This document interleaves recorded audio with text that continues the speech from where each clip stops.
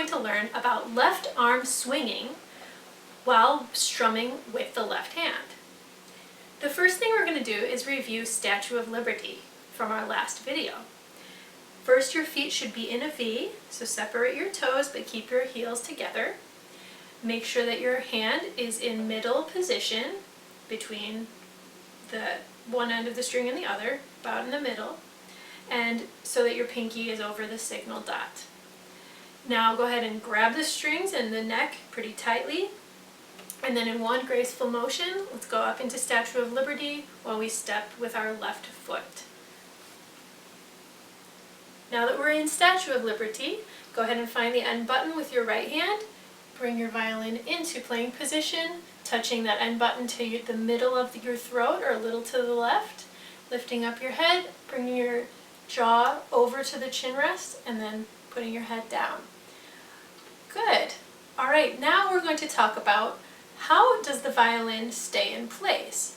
And actually, the jaw is what mostly holds the violin in place. So we're going to demonstrate that by taking our right hand, 2 fingers, and actually pushing on the chin rest right next to the lip or the ridge right here on the chin rest.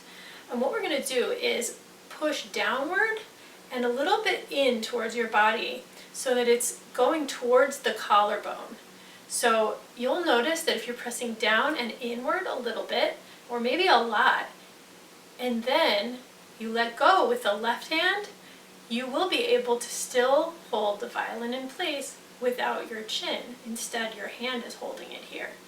So that amount of weight or that amount of force coming from your right hand is exactly the same amount of force that your head and your jaw have to have in order to hold the violin steady.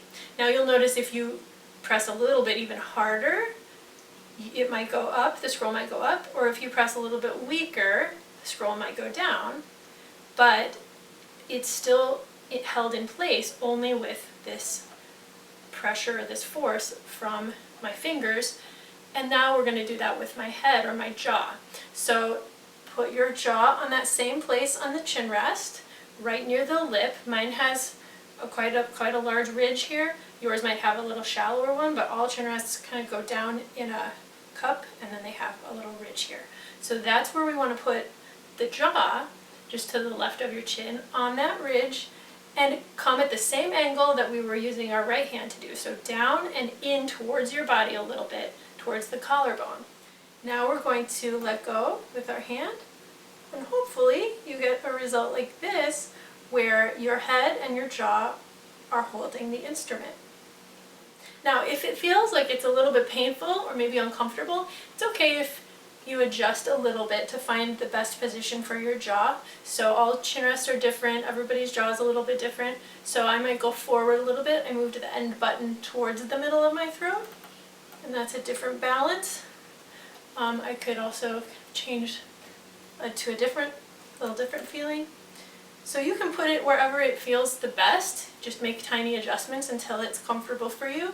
Also, you don't need to hold it this way for a long time without the hand, because when we play we do have a little bit of support from the left hand. So if it's very uncomfortable for you, you can just remove your hand for a moment, feel that pressure or that weight from your head, and then put your hand right back at middle position to support it again. Next, we're going to swing the left arm, and we're going to pluck while we do it. So I'd like to start by plucking the G string, and you'll notice that when we pluck with our pinky, our elbow is over here when we play on the G string, and then if we go to E string, our elbow actually swings the opposite way.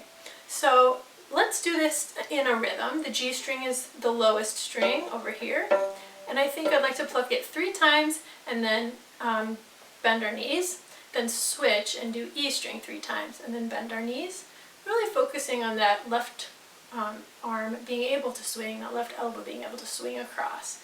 I'm also, if you'll notice, my thumb is in the curve of the neck, and that's the flat part of my thumb is sort of where the neck meets the body, in that place right there.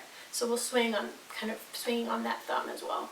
Okay, let's do it 3 times over the signal dot on G, bend our knees, and then do 3 on E, and then bend our knees. Ready, go. Bend, E. One more time, swing the elbow.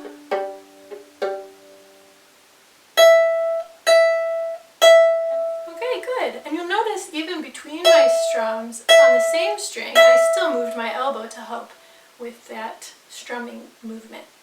Next thing we're going to do is swing, but I'd like to do 2 strings at a time. So let's start with G and D. All I do is really let my finger touch D after G.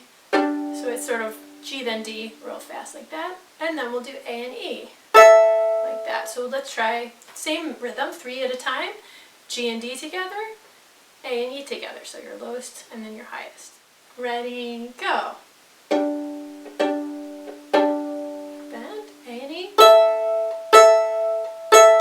Swinging left arm again. And E. Good, one more time. Bend your knees. And E. Alright, so the exercises here are supposed to help your elbow swing and you to feel that your left arm is able to move freely while the violin is being supported mainly by your jaw and the weight of your head, pulling inward and downward. I hope this helps you.